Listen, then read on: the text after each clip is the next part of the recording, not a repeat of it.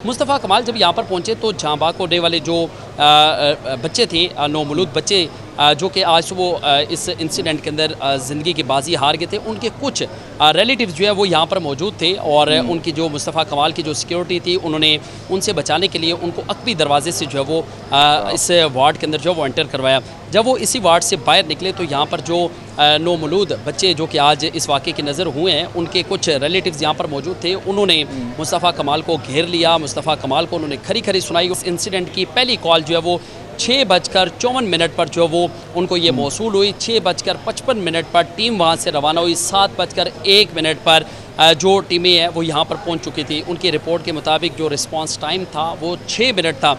जब मुस्तफ़ा कमाल ने आज प्रेस कॉन्फ्रेंस की तो उन्होंने भी बताया कि जो सीसीटीवी फुटेज मैंने देखी है, यानी मुस्तफ़ा कमाल ने ये बताया कि मुझे जो फुटेज अस्पताल इंतज़ामिया की जानिब से दिखाई गई है उसमें 6:39 पर जो वायर्स हैं उसके अंदर से जो वो स्पार्क करता हुआ देखा गया और उसके बाद ये शोले 6:40 पर ज़मीन पर गिरे हैं, जिसके बाद 2-3 डॉक्टर्स और जो स्टाफ के लोग थे 5 लोग वहाँ से भागे हैं बाकी लोगों को मदद के लिए पुकारने के लिए, और उसके फ़ौरन बाद जो वो इस वार्ड के अंदर जो वो आग लगी है।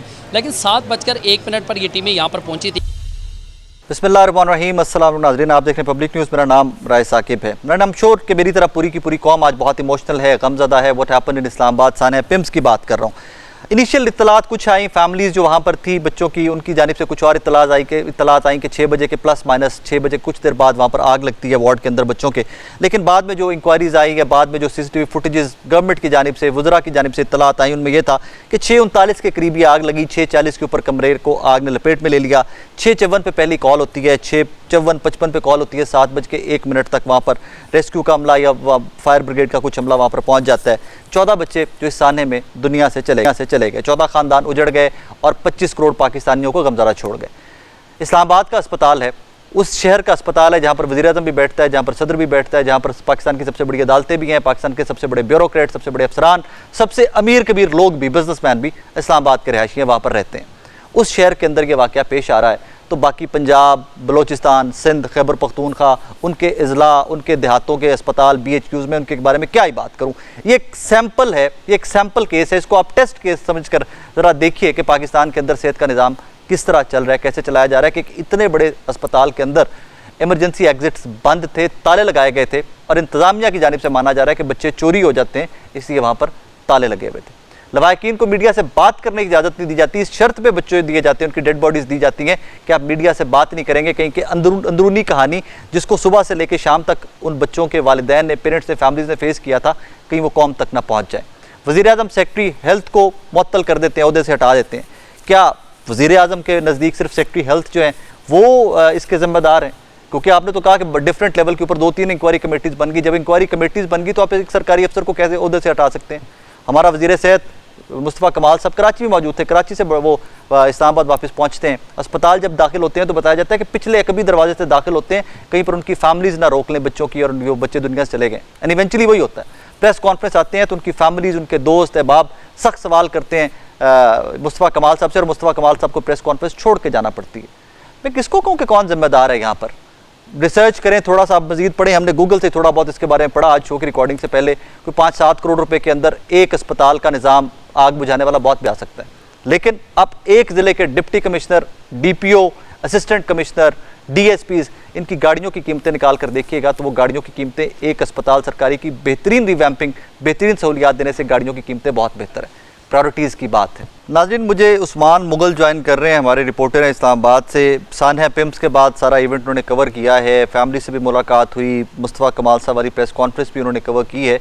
चंद सवालात जो आप तमाम लोगों की तरह मेरे जहन में भी हैं वो उनकी खिदमत में रखते हैं और जानने की कोशिश करते हैं कि व्हाट एग्जैक्टली हैपेंड, सुबह से लेकर आज शाम तक हुआ वहाँ पर क्या है। Usman, let's start with Mustafa कमाल साहब की प्रेस कॉन्फ्रेंस। मैंने सुना है वहाँ पर भी कोई बदमज़गी हुई है और मुस्तफ़ा कमाल साहब पिछले दरवाजे से उनको एंटर करवाया गया था। ज़रा वो इवेंट मुझे बताइएगा, फिर ज़रा सीक्वेंस वाइज चलते हैं। बिल्कुल ठीक कहा जी आपने, क्योंकि पिम्स अस्पताल के अंदर आज इंतहाई अफसोसनाक और दिलखराश वाक़या हुआ। लेकिन जो वफाकी वज़ीर सेहत है मुस्तफ़ा कमाल, जो कि वज़ीर-ए-आज़म पाकिस्तान शहबाज शरीफ की हिदायत पर पिम्स अस्पताल का उन्होंने दौरा किया, क्योंकि वो ख़ुद यहाँ पर मौजूद नहीं थे, कराची में थे जब ये इंसिडेंट हुआ। तो वज़ीर आज़म ने उनकी सख्त सरजनिश की और उनको फौरी तौर पर पिम्स अस्पताल पहुँचने की हदायत दी और इस वाक़े पर उन्होंने मुस्तफ़ा कमाल से रिपोर्ट भी तलब कर ली है। मुस्तफ़ा कमाल जब यहाँ पर पहुँचे तो जहाँ बाग कोडे वाले जो बच्चे थे, नौमौलूद बच्चे जो कि आज वो इस इंसिडेंट के अंदर ज़िंदगी की बाजी हार गए थे, उनके कुछ रिलेटिव्स जो है वो यहाँ पर मौजूद थे और उनकी जो मुस्तफ़ा कमाल की जो सिक्योरिटी थी, उन्होंने उनसे बचाने के लिए उनको अकबी दरवाजे से जो है वो इस वार्ड के अंदर जो है वो एंटर करवाया। जब वो इसी वार्ड से बाहर निकले तो यहाँ पर जो नौमौलूद बच्चे जो कि आज इस वाक़े की नज़र हुए हैं, उनके कुछ रिलेटिव्स यहाँ पर मौजूद थे। उन्होंने मुस्तफ़ा कमाल को घेर लिया, मुस्तफ़ा कमाल को उन्होंने खरी खरी सुनाई। उन्होंने कहा कि इस तरह के वाक़यात जो है वो माजी में भी होते रहे हैं और उसके बाद एक इंक्वायरी कमेटी तश्कील दी जाती रही है, ज़िम्मेदारान जो उनका तयन भी होता रहा है, लेकिन उनके ख़िलाफ़ आज तक कोई कार्रवाई जो वो नहीं हो सकी। और यहाँ पर जो नौमौलूद बच्चों के जो रिलेटिव्स थे, उन्होंने जो मुस्तफ़ा कमाल हैं उन्हें बात करने से भी रोक दिया था और उसके बाद मुस्तफ़ा कमाल यहाँ से जो है वो रवाना हो गए। लेकिन जो रिलेटिव्स थे उन्होंने मुस्तफ़ा कमाल के ख़िलाफ़ शदीद नारेबाजी की है, हुकूमत के ख़िलाफ़ जो वो शदीद नारेबाजी की है। जी अच्छा उस्मान, सुबह से आप इवेंट कवर कर रहे हैं, आई एम श्योर कि आपकी जो बच्चों की फैमिलीज़ थी उनसे भी मुलाकात हुई होगी। एक चीज़ में बड़ा तजाद सामने आ रहा है कि आग कितने बजे लगी और पहली कॉल फायर ब्रिगेड को कितने बजे गई। मुख्तलिफ रिपोर्ट्स सर्कुलेट कर रही हैं, आपकी क्या इन्फॉर्मेशन है? वहाँ के स्टाफ से आपकी बात हुई, फैमिली से बात हुई? क्योंकि एक शॉट में देख रहा था एक बच्ची का जो वहाँ मौके पर मौजूद थी, उसके अकॉर्डिंगली 6 बजे के आसपास आग लगी। एग्जैक्ट आग कितने बजे लगी और पहली कॉल किसने की और कितने कितने बजे कॉल हुई? देखिए जी, बिल्कुल ये आज मुख्तलिफ जो चीज़ें हैं वो सोशल मीडिया पर भी गर्दिश करती रही हैं, लेकिन जो कैपिटल एमरजेंसी सर्विसेज ने जो रिपोर्ट जारी की है उस रिपोर्ट में ये कहा गया है कि उनको इस इंसिडेंट की पहली कॉल जो है वो 6:54 पर जो है वो उनको ये मौसूल हुई। 6:55 पर टीम वहाँ से रवाना हुई। 7:01 पर जो टीमें हैं वो यहाँ पर पहुँच चुकी थी। उनकी रिपोर्ट के मुताबिक जो रिस्पांस टाइम था वो 6 मिनट था। जब मुस्तफ़ा कमाल ने आज प्रेस कॉन्फ्रेंस की तो उन्होंने भी बताया कि जो सीसीटीवी फुटेज मैंने देखी है, यानी मुस्तफ़ा कमाल ने बताया कि मुझे जो फुटेज अस्पताल इंतज़ामिया की जानिब से दिखाई गई है उसमें 6:39 पर जो वायर्स हैं उसके अंदर से जो वो स्पार्क करता हुआ देखा गया और उसके बाद ये शोले 6:40 पर ज़मीन पर गिरे हैं, जिसके बाद 2-3 डॉक्टर्स और जो स्टाफ के लोग थे 5 लोग वहाँ से भागे हैं बाकी लोगों को मदद के लिए पुकारने के लिए, और उसके फ़ौरन बाद जो वो इस वार्ड के अंदर जो वो आग लगी है। लेकिन 7:01 पर ये टीमें यहाँ पर पहुंची थी। पहली गाड़ी एक सेकंड उस्मान रुक जाए, प्लीज जरा रुक जाए, प्लीज रुक जाए उस्मान रुक जाए जरा। 6:40 पे अगर मैं मुस्तफ़ा कमाल साहब की गुफ्तगू या उनकी बात मान लूँ, 6:40 पे पहला शोला नीचे गिर रहा है, 6:54 पे पहली कॉल हो रही है, मतलब फिर भी 15 मिनट बाद पहली कॉल की गई वहाँ से। बिल्कुल, चूँकि इस वक्त ये सारा मामला जो है ये डाला जा रहा है कैपिटल एमरजेंसी सर्विसेज पर। उनका ये कहना है कि हमें जो कॉल मौसूल हुई थी वो 6:54 पर ये कॉल मौसूल हुई थी। 6:55 पर टीम वहाँ से मूव करवा दी गई थी और 7:01 पर टीम जो है पिम्स अस्पताल के इसी चिल्ड्रन वार्ड में जो है वो पहुंची थी। और उस वक्त आग की शिद्दत इतनी ज़्यादा थी, उस वक्त सिर्फ एक गाड़ी मौका पर पहुंची थी, बाकी गाड़ियां जो वो ताख़ीर से यहाँ पर पहुंची, जिसकी वजह से ये आग जो है वो बड़े पैमाने पर फैली और इसमें 14 मासूम बच्चे जो हैं उनकी ज़िंदगियों के चिराग जो है वो गुल हुए हैं। रेस्क्यू जो टीमें हैं उनकी जानिब से जो रिपोर्ट दी गई उसमें यह बताया गया था कि इब्तदाई तौर पर 7 बच्चे जो हैं उनकी डेड बॉडीज़ यहाँ से जो है वो रिकवर की गई हैं। उसमें 10 ख़वातीन जो हैं उनको यहाँ से रेस्क्यू किया गया है, 2 मर्द हैं जिनको रेस्क्यू किया गया है, जबकि वार्ड के मुख्तलिफ हिस्सों से 7 बच्चे जो हैं उनको रेस्क्यू किया गया है। इस सारे मामले के बाद जो है वो ज़िले इंतज़ामिया के जो अफसरान हैं वो यहाँ पर पहुँचे हैं। IG Islamabad, chief commissioner Islamabad, छोड़े उस्मान उनको छोड़े, वो तो विजिट्स होते रहेंगे, वो छोड़े। एक सेकंड यू जस्ट सेड कि 7 बच्चों की रिकवर की गई हैं और जो अभी तक इत्तलात आ रही हैं 14 बच्चे हैं जो दुनिया से गए हैं। सो आर यू टेलिंग मी कि 14 बच्चे दुनिया से गए लेकिन बॉडीज सिर्फ 7 बच्चों की रिकवर हुई हैं, ये 14 के 14 बच्चों की बाद में रिकवर हो गई? नहीं, जो कैपिटल एमरजेंसी सर्विसेज हैं उन्होंने जो इब्तदाई रिपोर्ट जारी की थी उन्होंने कहा कि जब हमारी पहली टीम यहाँ पर पहुँची थी उस वक्त तक 7 बच्चों की डेड बॉडीज़ जो है वो रिकवर कर ली गई थी।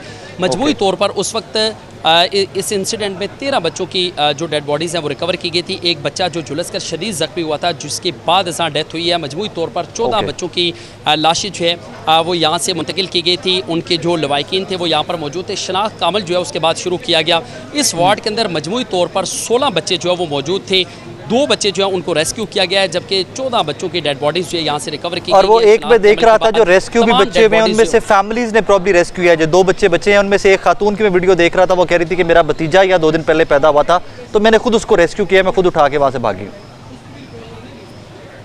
बिल्कुल, चूँकि जब ये 6:40 के बाद जब ये इंसिडेंट हुआ तो यहाँ पर जो रिलेटिव्स थे या जो अहल खाना थे, उन्होंने अपनी मदद आप के तहत इन बच्चों को जो है वो रेस्क्यू करना शुरू किया, क्योंकि लवाकिन आज एक ही शिकवा कर रहे थे। वो ये कह रहे थे कि कैपिटल एमरजेंसी सर्विसेज के जो एहलकार हैं, जो गाड़ियाँ हैं, वो ताख़ीर से पहुंची है। अगर वो बर वक्त पहुँच जाती तो शायद ये इतना बड़ा जो जानी नुकसान है ये ना होता, क्योंकि एक गाड़ी यहाँ पर जो वो पहुँचाई गई थी वो इस ऑपरेशन के लिए नाकाफ़ी थी। बाकी अमला जो है हेडक्वार्टर से यहाँ तक पहुँचाने में काफ़ी ज़्यादा जो है वो ताख़ीर हुई। इस पर अब 3 मुख्तलिफ इंक्वायरीज़ कमेटीज़ जो है वो बना दी गई हैं। अस्पताल इंतज़ामिया की जानिब से एक इंक्वायरी कमेटी जो वो तश्कील दी गई है। जिस तरह मुस्तफ़ा कमाल यहाँ पर आए हैं तो उन्होंने कहा कि जो भी जिन लोगों की ये गफलत या लापरवाही होगी, जिनका तयन किया जाएगा, उनके खिलाफ फौरी तौर पर जो वो कार्रवाई की जाएगी। मैं खुद को सबसे पहले एहतसाब के लिए मैंने वज़ीर आज़म के सामने भी पेश किया और मैं यहाँ भी खुद को एहतसाब के लिए पेश करता हूँ। उस्मान, अच्छा उस्मान, 2-3 चीज़ें मैं और आपसे पूछना चाहूँगा। एक तो मुझे ये बताइए कि इस अस्पताल का सालाना बजट कितना है, कितने पैसे इस अस्पताल को मिलते हैं, यहाँ पर डॉक्टर्स और बाकी स्टाफ के नंबर क्या है, कितने लोग हैं यहाँ पे, ज़रा प्लीज़ ये भी थोड़ी सी इन्फॉर्मेशन दीजिएगा। और OPD का इन एंड आउट क्या है, रोज़ यहाँ कितने लोग इस अस्पताल में आते जाते हैं? देखिए जी, जो इस वक्त OPD का फुटफॉल है वो तकरीबन 7,500 से भी ज़्यादा है रोज़ाना की बुनियाद पर अगर देखा जाए, क्योंकि ये वफाक का सबसे बड़ा सरकारी अस्पताल है। इसका जो जुड़वा शहर है रावलपिंडी में भी ज़्यादातर जो मरीज़ हैं उनको यहीं शिफ्ट किया जाता है, यहीं लाया जाता है, या रोज़ाना की बुनियाद पर रोड हादसात में ज़ख्मी होने वाले जो मरीज़ हैं उनको भी यहाँ पर लाया जाता है। जो आपने बजट के हवाले से बात की है, तो वफाक के इस अस्पताल का सबसे ज़्यादा बजट है। गुज़श्ता 3 सालों में इनको 22 अरब रुपए से ज़ायद का बजट जो है वो दिया गया है। और अगर गुज़श्ता 1 साल की बात की जाए तो 1 साल के अंदर इनका जो मुख्तस करदा जो बजट था वो 6 अरब 84 करोड़ रुपये था, लेकिन इन्होंने जो अखराजात इस दफ़ा बताए 7 अरब 51 करोड़ रुपये के अखराजात जो वो बताए, यानी कि मुख्तस करदा बजट से भी इनको 66 करोड़ रुपये जो वो इजाफी जो अदायगियाँ हैं वो की गई हैं। लेकिन उसके साथ अगर जो इस वक्त डॉक्टर्स हैं, पैरामेडिकल स्टाफ हैं, जो नर्सिज़ हैं, उनकी अगर हम इस वक्त तादाद की बात करें तो इस वक्त पिम्स अस्पताल में जो डॉक्टर्स या दीगर जो स्टाफ हैं उनकी मंजूर शुदा जो सीटें हैं वो 852 हैं, लेकिन तैनातियाँ सिर्फ 467 सीटों पर हैं। लेकिन 385 सीटें ऐसी हैं जो डॉक्टर्स की और दीगर स्टाफ की इस वक्त पिम्स अस्पताल के अंदर जो है वो खाली पड़ी हैं। अगर नर्सिस की बात की जाए तो जो इस वक्त मंजूर की गई हैं जो नशिस्तें वो 1093 के करीब सीटें मौजूद हैं, जिन पर सिर्फ 730 सीटों पर इस वक्त नर्सिस जो हैं उनको तैनात रखा गया है, जबकि 363 नर्सिस की सीटें पिम्स अस्पताल के अंदर इस वक्त भी खाली हैं। अगर पैरामेडिकल स्टाफ की बात की जाए तो पैरामेडिकल स्टाफ की मजमूई तौर पर जो सीटें हैं वो 508 हैं और सिर्फ 293 सीटों पर पैरामेडिकल स्टाफ जो है उसे तैनात रखा गया है, यानी 215 सीटें जो हैं वो इस वक्त भी पिम्स अस्पताल में खाली हैं। पिम्स अस्पताल में अगर मजमूई तौर पर खाली सीटों की बात की जाए तो 963 सीटें जो हैं वो इस वक्त भी पिम्स अस्पताल में खाली हैं, जबकि 1490 सीटों पर इस वक्त डॉक्टर, नर्सिस, पैरामेडिकल स्टाफ जो उसे तैनात किया गया है, जबकि 2453 सीटें जो हैं उनकी मंजूरी दी गई है और 2453 सीटों में से इस वक्त भी 963 सीटें डॉक्टर्स, पैरामेडिकल स्टाफ और नर्सिस की सीटें जो है वो इस वक्त भी पिम्स अस्पताल में खाली पड़ी हैं। इन नंबर्स के साथ मेरे भाई जितनी सीटें खाली पड़ी हैं, जो आप बता रहे हो वहाँ पे हालातों वाक़यात हैं, यहाँ पर मुझे नहीं पता कि इंसानों का इलाज होता था या किसका इलाज होता था। वैसे तो हम सारे के सारे कोई भी पाकिस्तान का किसी सूबे का कोई भी सरकारी अस्पताल उठा लें तो हालात इससे मुख्तलिफ आपको और मुझे नहीं मिलेंगे, लेकिन दिस इज़ वेरी अनफॉर्चुनेट। इसको जितना भी अनफॉर्चुनेट कहा जाए कम है। खैर, thank you very much, updated रखिएगा, आपसे दोबारा भी इंशाल्लाह अपडेट्स लेते रहेंगे। नाज़रीन, पान मुगल, मेरे पास बहुत कुछ कहने को नहीं है, ये नंबर्स मेरे सामने है, अरबों रुपए हैं, कैपिटल सिटी है, उस रीजन का सबसे बड़ा सरकारी अस्पताल है, बार बार चीख रहा हूँ, बार बार आपकी खिदमत में रख रहा हूँ, डिप्लोमेट्स का सिटी है, फॉरेनर्स का सिटी है, तमाम लोग इलाज करवाने यहाँ पे आते होंगे और हमारे पास वहाँ पे आग बुझाने के हालात मौजूद नहीं हैं, क्योंकि allow me to say that किसी वज़ीर का, किसी सरकारी ओहदेदार का, किसी बड़े सरकारी अफसर के बच्चों का, फैमिलीज़ का इलाज यहाँ से नहीं होता। अगर ये होता तो उनको इल्म होता कि भाईजान यहाँ पे किस किस चीज़ की कमी है। अभी रिसेंटली आपने देखा होगा कि जब इमरान खान साहब को इस अस्पताल में लाया गया था तो उसके बाद शनाख्त हुई कि बहुत सारी मशीनें तो ऑपरेशनल ही नहीं हैं। और ये इस्लामाबाद का हाल है, जहाँ वज़ीर आज़म बैठता है, जहाँ पे सदर हाउस है, जहाँ पर वफाकी काबीना है, जहाँ पर सुप्रीम कोर्ट के जजेस हैं, Islamabad high court, what not. Pakistan की क्रीम जो पाकिस्तान को चला रही है ना, वो तमाम ब्रेन इस सिटी में बैठते हैं जहाँ का ये अस्पताल है। उसके बाद ये हालात हैं। बाकी मेरा हाफजाबाद हो जाए, मेरा रहीम यार खान हो जाए, मेरे पंजाब के बाकी मेरे खैबर पख्तूनख्वा के अस्पताल, सिंध के या बलूचिस्तान के अस्पताल हो जाए, मैं किसके सामने वो रोहे रखूँ, किसके सामने आपको बताऊँ कि भाई हालात वाक़यात हैं क्या। फिर मुझे हैव टू सेकंड दैट कि जब मोहसिन नकवी बार बार टीवी पे आके मुझे बताते हैं ना कि सिस्टम हैज़ कोलैप्स्ड, और तमाम पॉलिटिकल पार्टीज़ के लीडरान खड़े होकर मोहसिन नकवी साहब की उस स्टेटमेंट के ऊपर तजज़िये और तबसरे करते हैं, तो यू हैव टू सेकंड, आपको मानना पड़ेगा कि सिस्टम हैज़ कोलैप्स्ड। एक वाहिद आदमी मोहसिन नकवी ठीक है, बाकी सब के सब गलत हैं, इंक्लूडिंग मी, सब के सब गलत हैं। इस सिस्टम ने कोलैप्स करना था, कोलैप्स कर चुका हुआ है, और आप और मैं सिस्टम को रगेद कर खींच कर वक्त पूरा कर रहे हैं। अबाउट टाइम कि हम नए सिस्टम की जानिब चलें। एक ब्रेक के बाद वापस आ रहे हैं। नाज़रीन, इस सेगमेंट में हमें ज्वाइन कर रहे हैं मुस्लिम लीग नून के सीनियर रहनुमा जनाब बाबर नवाज खान साहब। बाबर भी, आज पाकिस्तान के प्रॉब्लम्स पे बात बाद में करते हैं, पहले सिर्फ इस्लामाबाद के प्रॉब्लम्स पे बात करते हैं। कभी जनाब ने पिम्स अस्पताल से इलाज करवाया? जी, मैं 2 बार पिम्स में गया हूँ अपने इलाज के लिए। हाँ, सेटिस्फाइड है आप? सेटिस्फैक्ट्री ट्रीटमेंट था? मेजॉरिटी टाइम्स ऐसे हुआ है कि मेरे हरीपुर में जब कोई पेशेंट्स का इशू होता है तो जब हज़ारा में उसके इलाज ना हो रहा हो तो हम उसको पिम्स रेफ़र करते हैं और उनका इलाज फिर यहाँ से होता है। समटाइम्स ओवर बर्डन की वजह से बेड्स मिलना थोड़ा मुश्किल हो जाता है, लेकिन मोस्ट ऑफ द टाइम जो है तो वो चीज़ें ठीक हो जाती हैं। बाबर भी, मैं अपनी बात करूंगा, फिर वही आपकी खिदमत में सवाल रखूंगा। मुझे पता हो ना कि जिस अस्पताल में रात को मुझे एडमिट किया जा रहा है या रखा जा रहा है, 2-4 दिन मेरा इलाज यहाँ पे होना है, और यहाँ पे आग बुझाने का कोई बंदोबस्त नहीं, यहाँ पर ऑक्सीजन सिलेंडर या इस तरह की कोई भी एक आधी चीज़ भी मिसिंग है तो मैं परेशान ज़रूर होऊंगा इलाज करवाते हैं। क्या आप भी परेशान होंगे? बिल्कुल, ये अगर इसमें ऐसी चीज़ है तो ये उन जो लोग इसके ज़िम्मेदार हैं उनके ख़िलाफ़ इस पे कानूनी होनी चाहिए, और बल्कि ये जो हमारे मासूम कलियां जो आज खिलने से पहले मुरझा गई हैं उनके ख़िलाफ़ बाकायदा इसके ऊपर कत्ल का मुकदमा दर्ज होना चाहिए। किसके खिलाफ कत्ल का मुकदमा करवाएं? वज़ीर आज़म के खिलाफ, वज़ीर सेहत के खिलाफ, सेक्रेटरी सेहत के खिलाफ, कैपिटल सिटी के एडमिनिस्ट्रेटर के खिलाफ, उस अस्पताल के एडमिनिस्ट्रेटर के खिलाफ? आप प्लीज़ बताइए मुझे किसके खिलाफ कत्ल का मुकदमा दर्ज? देखिए, ये तो जो बंदा इसमें इन्वॉल्व है, जिसकी, क्योंकि प्राइम मिनिस्टर जो है वो उनका काम है कि उनकी चीज़ें जो उनसे डिमांड की जाती है, जो चीज़ों की कमी है उसको पूरी करके देते हैं, और प्राइम मिनिस्टर ने कभी भी ना नहीं की किसी ऐसे काम से। और वो शहबाज स्पीड मशहूर ही इस वजह से हैं कि वो प्रैक्टिकली काम पे यकीन रखते हैं। नहीं, मुशर्रफ भट्ट साहब की खबर है कि जो इस्लामाबाद के अस्पताल है ना, उनकी हालत ज़ार के बारे में कायमा कमेटी वसेहत ने वज़ीर आज़म को 1 साल पहले बताया था कि भाईजान मरीज़ों की जान बचाने के लिए यहाँ पर कोई ऐसा सेफ्टी का बंदोबस्त नहीं है अस्पतालों के अंदर। 1 साल पहले बताया था। नहीं, मुशर्रफ भट्ट साहब की आज की खबर है। अब बताइए मैं किसके खिलाफ कत्ल का मुकदमा दर्ज करवाऊँ? देखें, ये तो अभी इसकी इन्वेस्टिगेशन होगी कि इसमें कौन कौन ज़िम्मेदार हैं। बिफोर द टाइम आप किसी एक को ज़िम्मेदार करार देना कि जी इसमें मुस्तफ़ा कमाल साहब ज़िम्मेदार हैं या इसमें फ़लाँ ज़िम्मेदार है, अभी आज हटा भी दिया गया है सेक्रेटरी हेल्थ को, लेकिन जब तक इसके ज़िम्मेदारान का फ़ैसला नहीं होता उससे पहले कोई भी बात करना कब्ल वक्त है। बाबर भी, आप अभी फरमा रहे थे कि अभी ज़िम्मेदारान का तयन होने दें, सबको सज़ा मिलेगी। मुझे समझ नहीं आया फिर सेक्रेटरी हेल्थ को क्यों हटा दिया गया अगर ज़िम्मेदारान का तयन नहीं हो सका अभी तक?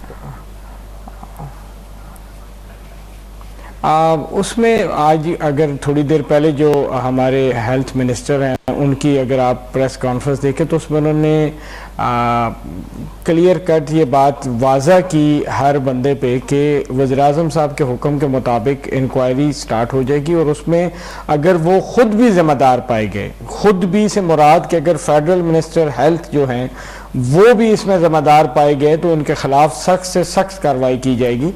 ये कोई बहुत छोटी बात नहीं है, ये एक बहुत बड़ा अलमिया है, ये कौमी सानिया में से सानिया मैं समझता हूँ ये एक है। मुझे तो वो आते हुए मैं अभी रास्ते में देख रहा था एक वालिद को जो 4 साल बाद अल्लाह ने उसको बेटा दिया, और आज वो आजमाइश में अल्लाह ने उससे ले लिया। बाबर भाई, एमरजेंसी डोर्स वर लॉक्ड, लोग वहाँ से निकल नहीं सके क्योंकि वहाँ पर ताले लगा दिए गए थे अस्पताल इंतजामिया की जानिब से। पहले से लगे होंगे, हम श्योर, ये नहीं कि इस इंसिडेंट के बाद लगाए गए, पहले से वहाँ पर ताले लगाए गए थे। वहाँ पर जो लवाकिन थे बच्चों के, जो फैमिलीज़ थी, उनको पुलिस और अस्पताल की सिक्योरिटी का स्टाफ मीडिया से बात करने से रोकता रहे। मतलब what exactly is going on? क्या इंसान है, नॉर्मल एक डेमोक्रेसी है, नॉर्मल जमहूरियत है, एक नॉर्मल सिस्टम चलता हुआ है कि जिसमें ये सब कुछ हो रहा है, आप और मैं विटनेस कर रहे हैं ये सब? देखें, कुछ चीज़ें मैंने भी मीडिया के ज़रिए देखी हैं। जैसे उसमें बताया गया कि एक हमारी बहन जो अपने भतीजे या भांजे को लेके वहाँ से भाग रही थी और उन्होंने कहा कि मुझे रोका गया कि मैं मीडिया टॉक ना करूं और मैं किसी को अंदर के हालात ना बताऊं, ये चीज़ें आउट ना हो। तो ये सारी चीज़ें सामने रखी जाएंगी। अगर किसी ने दानिस्ता तौर पे ऐसी हरकत की है जिसकी वजह से दरवाजे बंद होने की वजह से अंदर सांस घुटने की वजह से किसी की अमवात हुई हैं, तो डेफिनेटली कानून अपना रास्ता ढूंढेगा और उनको करार वाकई सज़ा मिलेगी। उसमें चाहे कोई बाअसर से बाअसर शख्सियत भी हो, जितनी बाअसर शख्सियत भी होगी, इंशाल्लाह वो कानून के कटहरे में लाया जाएगा, उसको नहीं छोड़ा जाएगा। बच्चों की डेड बॉडीज उनके पेरेंट्स और फैमिलीज को इस शर्त पे दी गई कि जनाब आप मीडिया से बात नहीं करेंगे। मतलब और क्या सबूत चाहिए हमें इस चीज के?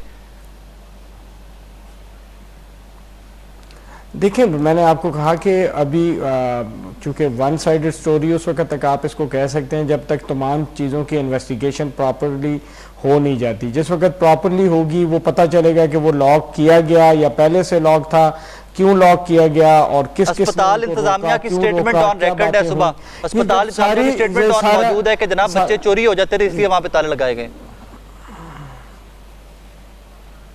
देखिए, मैंने वही कहा कि वो सारी चीज़ें, जब सारी चीज़ें खुल के सामने आएंगी तो फिर जिस बंदे ने, मैं आपको पहले कह रहा हूं कि जब इसमें मिनिस्टर को बख्शने का इरादा नहीं है गवर्नमेंट का, जो कि फेडरल मिनिस्टर है, तो फिर कोई और तो बच सकता ही नहीं है। ये तो सोचें भी ना कि कोई बचेगा। आप मुझे बता रहे हैं कि मिनिस्टर से इस्तीफा ले रहे हैं वज़ीर-ए-आज़म से लेके पूरी गवर्नमेंट, इवन अपोजिशन सारे। नहीं, मैंने इस्तीफे की बात नहीं की। आपने कहा कि बख्शने का इरादा नहीं है। आपने कहा उनको बख्शने का इरादा नहीं है। अगर बख्शिशने के इरादा से मुराद कि अगर उनके खिलाफ ये साबित हुआ कि उनकी कोताही हुई है तो वज़ीर-ए-आज़म साहब उनको भी नहीं छोड़ेंगे, वो किसी को भी नहीं छोड़ेंगे। ताकतवर से ताकतवर शख्स भी अगर सामने हुआ और उसकी कोताही हुई तो वज़ीर-ए-आज़म का ट्रैक रिकॉर्ड आपके सामने है, उन्होंने आज तक किसी को भी नहीं छोड़ा अगर कोई ऐसी गफलत में पाया गया है। मैं इसका एक दूसरा एंगल है वो आपकी खिदमत में रखना चाहूंगा। बाबर भी, किसी सरकारी अफसर को 1.25 करोड़ 1.5 करोड़ रुपए का डाला लेके देना, गवर्नमेंट के टैक्सेस, जो मेरे टैक्सेस, आपके टैक्सेस, हम सब टैक्स देते हैं, वो ज़्यादा ज़रूरी है या किसी सरकारी अस्पताल में आग का बुझाने के आलात लगाना ज़्यादा ज़रूरी है? देखिए, मैं तो अगर मेरी ज़ात से पूछा जाए तो मेरा ख्याल है मैं सबसे ज़्यादा जो एंटी हूँ वो इन लोगों की 3-3, 4-4 गाड़ियाँ घरों में खड़ी की हुई हैं 2-2, 3-3 करोड़ की। ये जो ऑफिसर डायरेक्ट आते हैं भर्ती होके और उसके बाद उनके आलीशान जो उनको बंगले हैं, उनका वो अलहदा ही लेवल है उसका। बदनाम तो हम सियासी हैं, असल अगर आप राइट लेफ्ट देखें तो आपको ये चीज़ें नज़र आएंगी। इनको कंट्रोल किए जाना चाहिए। इस चीज़ को कंट्रोल किए बगैर इस मुल्क की तरक्की में बहुत सी मुश्किलात हैं और वो जो एक बैरियर्स लगे हुए हैं इस मुल्क को आगे बढ़ने में, उसमें ये चीज़ बहुत अहम है। हम जब छोटे होते थे हमें याद है कि उस वक़्त पुठोहार जीप हुआ करती थी एक डीसी के पास। आज अगर एक डीसी के पास चले जाएं तो उसके पास 6-6 गाड़ियां खड़ी होती हैं और नॉर्मल गाड़ी जो फॉर्च्यूनर है वो भी कोई 1.5-2 करोड़ रुपए की है। मुझे माफ़ कर दीजिएगा, मैं आपकी बात काट रहा हूँ। पता है प्रॉब्लम कहाँ पे आता है कि जब हमारी वज़ीर आला 11 अरब रुपए का जहाज लेती है ना, तो फिर ये ब्यूरोक्रेसी, ये ब्यूरोक्रेट्स भी फिर 2-2 करोड़ रुपए की गाड़ी मांगते हैं। अगर मेरी वज़ीर आला, अगर मेरा वज़ीर आज़म, including Khyber Pakhtunkhwa chief minister, including Sindh chief minister and Balochistan chief minister, अगर ये हम्बल तरीके से ज़िंदगी गुजारें, इनके गाड़ियों में 50-50 मोटर के में गाड़ियाँ ना हो, ये आम पाकिस्तानी की तरह ज़िंदगी आपकी तरह मेरी तरह गुजारेंगे, तो ब्यूरोक्रेसी को भी आप और मैं रोक सकेंगे कि भाईजान नहीं लेके देनी हमने आपको 2.5 करोड़ रुपए की गाड़ी, क्रोला वो एक्सल आई। डायनामिक्स देखिए, डायनामिक्स की बात भी होती है। जब आपके प्राइम मिनिस्टर ऑफ पाकिस्तान जब मूव करते हैं तो उसके लिए वो शख्सियत अहम नहीं होती, उसका ओहदा अहम होता है। अगर सीएम कहीं से, चाहे वो सीएम केपी है, बेशक मेरे उनसे सियासी इख्तलाफात हैं, लेकिन उसकी सिक्योरिटी केपी के लिए और इस मुल्क के लिए पहले है, क्योंकि अगर खुदा न खास्ता उनके साथ कुछ होता है तो वो डेफिनेटली इंटरनेशनल न्यूज़ बननी है और उस पर बड़ा इशू होना। और आप एक दहशतगर्दी से गुजर रहे हैं। आप जिस लेवल पे बात कर रहे हैं, निचले लेवल की जो बात कर रहे हैं, अगर फॉर एग्जांपल एक असिस्टेंट कमिश्नर हैं या उस लेवल के एक ऑफिसर हैं, वो अगर एक्सएलआई में भी वो ही काम कर सकते हैं जो अगर उनको आप फॉर्च्यूनर दे दें या उनको आप वीगो रीवो डाला दे दें 1.5-2 करोड़ रुपए का, वो काम मेरा ख्याल है 25-30 लाख रुपए वाली गाड़ी में भी उसी तरीके से हो सकता है। तो इसकी तरफ भी ये करना पड़ेगा और असेंबली सेशन में इंशाल्लाह इसके ऊपर मैं खुद भी बात करूंगा और ये सबको मिलकर करना पड़ेगा, ना सिर्फ हुकूमत बल्कि अपोजिशन को भी, क्योंकि अपोजिशन की भी गवर्नमेंट है सूबों में और इसी तरीके से नून लीग की भी है। हम सब मिलके करेंगे तो ये चीजें बेहतरी की तरफ जाएंगी और आहिस्ता आहिस्ता अब चीजें बेहतर होनी शुरू हो गई हैं, अवाम में शऊर आना शुरू हो गया। मैंने आपको कहा कि यही तो अवाम का शऊर है बाबर भाई की मीडिया से बात नहीं करने देती, जहां पर पाकिस्तान के जहां पर वो बात करते हैं फिर बात भी तो ना करने दी जाती, पुलिस वाले रोक देते हैं। खैर बाबर भाई, इस पे मैं आपकी स्पीच का भी वेट करूंगा, मैं आपका वेट करूंगा आपकी स्पीच का कि आप इस इशू को टेकअप करेंगे असेंबली के अंदर। इंशाल्लाह आपको सुन ये आवाज सुनने को मिलेगी असेंबली में। मुझे खुशी होगी कि मेरा भाई आम पाकिस्तानी की तर्जुमानी कर रहा है, मुझे खुशी होगी। थैंक यू बाबर भाई, थैंक यू, थैंक यू। नाज़रीन, सबकी गुफ्तगू आपने सुनी, मुझे बड़ी खुशी होगी कि अगर बाबर साहब जैसे और लोग असेंबली के फ्लोर के ऊपर खड़े होकर आपकी और मेरी बात करेंगे। मैं कोई एंटी ब्यूरोक्रेसी, एंटी किसी डिपार्टमेंट को रगड़ना पर्पस नहीं है यहाँ पर, लेकिन yes this is the valid question कि 2-2 करोड़ रुपए की गाड़ी जिसे एक असिस्टेंट कमिश्नर या एक सरकारी मुलाजिम के पास है और एक जिले के अंदर कई सरकारी मुलाजिम है और 1 या 2 सरकारी 3 सरकारी अस्पताल हैं, वो एक गाड़ी का यार आग बुझाने का निज़ाम लग सकता है, वो एक गाड़ी का वार्ड उस कीमत के अंदर वार्ड बेहतर हो सकता है। हम कई अफसरान को करोड़ों अरबों रुपए की गाड़ियां दे सकते हैं, हम वो अस्पतालों के ऊपर, तालीमी निज़ाम के ऊपर लगाकर स्कूल कॉलेजेस यूनिवर्सिटीज़ बेहतर नहीं कर सकते, अपने BHQs यूनिट बेहतर नहीं कर सकते, हम अपने डॉक्टर्स को बेहतर लाइफ नहीं दे सकते। बैंड ऑफ द डे अपनी अपनी मोनोपोलीज हैं, अपनी अपनी ताकत की जंग है इस मुल्क के अंदर, और सफ़र कौन कर रहा है, आप और मैं। एक ब्रेक के बाद वापस आ रहा हूँ। नाज़रीन, इस सेगमेंट में हमें ज्वाइन कर रहे हैं पाकिस्तान तहरीक इंसाफ के सीनियर रहनुमा जनाब शफकत अवान साहब। दो day to day you know that के पॉलिटिकल हमारे अफेयर्स ही होते हैं सारे, उसमें वही टॉपिक्स होते हैं, बट आज मैं शफकत अवान साहब से भी ये पिम्स वाले साने पे ही बात करना चाहूँगा। शफकत साहब अस्सलाम वालेकुम। जी वालेकुम सलाम। शफकत भाई, एक ही सवाल है, सुबह से जब से ये सानिया रिपोर्ट हुआ है मैं सबसे एक ही सवाल पूछ रहा हूँ कि जिम्मेदार इसका कौन है? 25 करोड़ कौम इसकी जिम्मेदार है, वज़ीर आज़म जिम्मेदार है, हमें बताया गया कि सेक्रेटरी हेल्थ को तो उहदे से हटा दिया गया, लेकिन हु एग्जैक्टली इज रिस्पॉन्सिबल? ये पिम्स अस्पताल एक तो नहीं है, ये पंजाब का, KP, सिंध, बलूचिस्तान, कोई भी सरकारी अस्पताल उठा के देख लें, हालात वाक़यात तो तकरीबन एक से ही होंगे। बड़ा अनफॉर्चुनेट वाक़या हुआ है और बड़ा ये घसा पिटा लफ्ज है कि इसकी जी मजम्मत करते हैं। छोड़ दें हम इन लफ्जों को और हम प्रैक्टिकल होकर सोचें कि वो माँ और वो बाप जिसका एक नौमौलूद बच्चा जल कर खाकिस्तर हो जाए और फिर वो किस तरह घर गए होंगे। और मुझे तो एक और बड़ा इसमें अजीब मामला ये भी है कि बच्चे छोटे होते हैं और उनकी फिर जलने के बाद पहचान भी मुमकिन नहीं है कि कौन सा बच्चा किसका था। ये भी बहुत बड़ा इशू होता है बच्चों के साथ। कोई बात कि सिस्टम जो है वो नहीं काम कर रहा, जहाँ पे सिस्टम काम कर रहा होता है वहां पे ऐसे वाकयात नहीं होते। आज फिर वो मोहसिन नकवी साहब वाला जुमला ठीक है ना, आज वो मोहसिन नकवी साहब वाला जुमला ठीक है ना, सिस्टम हैज कोलैप्स्ड। आज समझ आ रही होगी सबको कि ये सिस्टम हैज कोलैप्स्ड। तो हॉस्पिटल की भी ये पोजीशन है कि जब इमरान खान साहब को लाया गया, वो एक अलहदा बहस है कि यहाँ क्यों लाया गया, लेकिन उनको लाया गया तो उनके जो एनजीओ टेस्ट थे रिक्वायर्ड वो नहीं हो सके क्योंकि जी मशीन खराब है। बाद में पता चला नहीं कहीं और भी ठीक तो थी, लेकिन कुछ मैनेज किया जाता है ताकि लोग प्राइवेट सेक्टर में जाएं और कमाई हो। और आज फिर ये सामने हो जाता है भाई ये सिस्टम जो है ये बुरी तरह नाकाम हो चुका है। यहाँ पे आम आदमी के लिए बहुत मुश्किलात हैं और उसकी जिंदगी महफूज नहीं है। बात तो खत्म हो गई ना। अगर ये कैपिटल में शफकत भी जब आप कहते हैं आम आदमी की जिंदगी महफूज नहीं है, तो वो आम आदमी, हम टोटल 24-25 करोड़ आबादी में से आम आदमी कितने हैं? मुझे तो लगता है कि अगर 24 करोड़ आबादी हमारी जो ऑफिशियल आदादोशुमार है तो 23 करोड़ 99 लाख जो हैं उनकी जिंदगी आम आदमी है हम इस पाकिस्तान के अंदर। एग्जैक्टली आपने बिल्कुल सही, मैं यही कहने वाला था कि इस पूरे पाकिस्तान में चले 1 लाख नहीं होंगे तो 5 लाख से ज्यादा लोग नहीं होंगे जो बहुत अच्छी जिंदगी गुजार रहे हैं। ये बिल्कुल आप कंपैरिजन करके देख लें। 5 लाख बंदा पाकिस्तान में वो लोग हैं एलीट क्लास जिन्हें कहते हैं और जिनके मामलात जिनकी ना आग लगती है, ना जिनको आग लगने से कोई नुकसान होता है, ना जिनके बच्चे जल के मरते हैं, ना वो जिनको अद्वियात ना पहुँचने की वजह से जो मर जाते हैं, वो उन बलाओं से महफूज हैं। बाकी जो हम 5 लाख छोड़ के सारे लोग हैं, हम बिल्कुल अ, वो ज़िंदगी गुज़ार रहे हैं जो कि शायद कहीं आज से 100 साल पहले लोग गुज़ार रहे थे। शफीक साहब, हमें पता है प्रॉब्लम हमारा कहाँ मुल्क पे भी आता है? मेरे जैसे लोगों को पता है प्रॉब्लम कहाँ पे आता है? अगर हमें बताया जाता कि हमारे मुल्क के ऊपर कोई कर्जा नहीं है, हमारी एक्सपोर्ट्स कम है, हमने अपने हालातों वाकयात के अंदर जिंदा रहना है, हम अपना पेट भी काटते हैं, हम आज से 100 साल की आप बात करें, हम 200 साल पुरानी जिंदगी भी इस मुल्क के अंदर गुजार रहे होते। आप पे और मुझ पे, हर पाकिस्तानी पे घर बैठे कर्जा भी चढ़ता जा रहा है। कर्जा आता है, वो कहाँ पे लगता है मुझे समझ नहीं आता कि वो अस्पताल जो मेरा कैपिटल के अंदर अस्पताल है, जहाँ पर पूरी दुनिया के एम्बेसडर्स उस शहर के अंदर बैठे हुए हैं, उनके स्टाफ ने, उन लोगों ने इलाज करवाने इन अस्पतालों में जाना है, वो आगे जाके क्या हालात देखते होंगे और क्या इमेज पाकिस्तान का लेके जाते होंगे। क्या वहाँ पर बैठे हुए वजीर आजम, वहाँ पे कैबिनेट, वहाँ पे सरकारी अमला, वहाँ पर ब्यूरोक्रेट्स, वहाँ पे इस्लामाबाद के रिहायशी, किसी बंदे को एहसास नहीं होता कि what exactly is going on around us? Rai साहब, ये कैपिटल में हुआ है। जी, आप जरा दूर ये दही इलाकों में कहीं हो रहा होता, ये खबर ही ना बनती।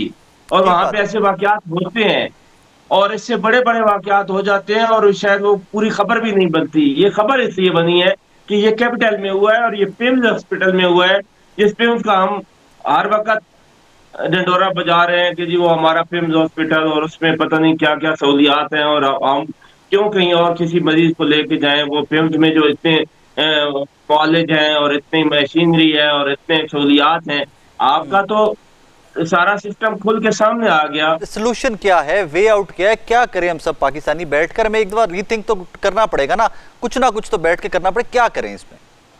मैं कहता हूँ जी, बैठें सारे और सारे बैठ के ये सोचें कि हमने माजी में क्या क्या गलतियां की हैं और उन गलतियों से सबक सीखें। देखें, करप्शन जो है इस मुल्क का सबसे बड़ा मसला है। अच्छा शफकत साहब, आज आपने देखा होगा, हम श्योर के अंसार भाई साहब की आज की खबर थी कि जनाब इमरान खान साहब से मुलाकातों में थोड़ी फैसिलिटेशन इसलिए है कि फैमिली ने कमिटमेंट दिया है कि जनाब कोई सियासी गुफ्तगू नहीं होगी। डू यू जी सेकंड दैट? जी, डेफिनेटली हम सुप्रीम कोर्ट ऑफ पाकिस्तान में हमने बिल्कुल कमिटमेंट दी है कि किसी किस्म की कोई गुफ्तगू नहीं होगी। मैं भी वहाँ पे मौजूद था और वहाँ पे सेक्रेटरी जनरल साहब ने ये बिल्कुल पूरी पार्टी की तरफ से कमिटमेंट दी है कि हम मुलाकात करके कोई सियासी गुफ्तगू नहीं करेंगे, क्योंकि ये जज साहिबान का कहना था कि अगर ये आप करेंगे तो फिर हम इससे आगे चलते हैं। तो शफकत भी, अगर इसी मामले में दिसंबर से लेके अब पिछले कुछ चंद दिनों तक मुलाकातें बंद रही इमरान खान साहब की, यही कमिटमेंट आप लोग पहले गवर्नमेंट को क्यों नहीं दे रहे थे कि यार ठीक है मुलाकातें तो कराओ, हमें पता तो चले कि इमरान खान साहब कैसे हैं, ठीक है, नहीं कोई पॉलिटिकल स्टेटमेंट आएगी? देखिए, पहली बात तो ये है कि हमसे कमिटमेंट किसी ने मांगी नहीं। दूसरी बात ये है कि हम अदालत में कमिटमेंट दे सकते हैं, सियासी लोगों को तो कमिटमेंट देना बनता नहीं था। अच्छा, एक और थोड़ा सा वजाहत फरमाइएगा, ये मौलाना फजलुर रहमान साहब के साथ आप लोगों की जमात का इत्तेहाद, ये कोई 27 सितंबर के एहतजाज को लेकर भी कोई एहतजाज है या सिर्फ with in the parliament, parliament के अंदर हद तक है कि वो कानून साजी में एक दूसरे के साथ बैठेंगे, मुशावरत करेंगे, या इससे आगे भी इस इत्तेहाद की कोई बुनत है? इनिशियली हम पार्लिमान के अंदर और पार्लिमान के बाद बाहर भी जो जो इश्यूज हैं, आम आदमी के इश्यूज, जो कानून साजी है, उस पे हम इकट्ठे हैं। 27 सितंबर के हवाले से अभी कोई पेशरफ्त नहीं है। कल देखें कोई हो जाती है, वो हमारे साथ आ जाते हैं, अलहदा बात है। लेकिन अभी फिलहाल हम सिर्फ अपोजिशन का किरदार अदा करने के लिए इकट्ठे हुए हैं।